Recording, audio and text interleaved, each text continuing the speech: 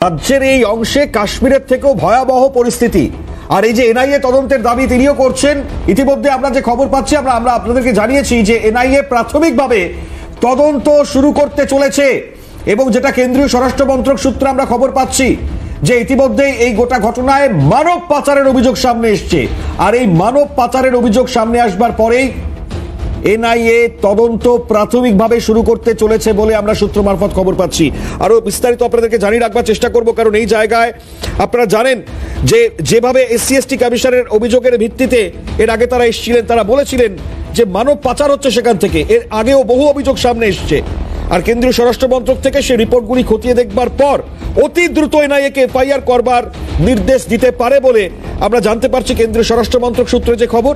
আর তার জন্য প্রাথমিক তদন্ত এনআইএ শুরু করেছে বলেও সূত্রের খবর আমরা জানতে পারছি। একটু জানিয়ে রাখলাম আপনাদেরকে এই বিষয়ে। মানে ভাবুন, মানব পাচার, এর আগে নারী পাচার, এই অভিযোগ সামনে এসেছিল।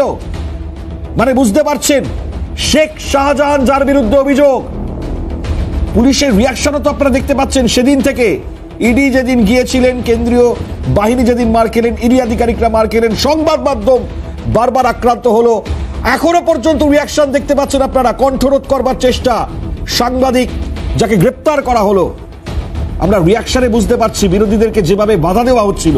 অবশেষে হাইকোর্টের নির্দেশে রাজ্যের বিরোধী দলনেতা পৌঁছতে পারলেন। তারপরে ছবিটা আমরা দেখেছি।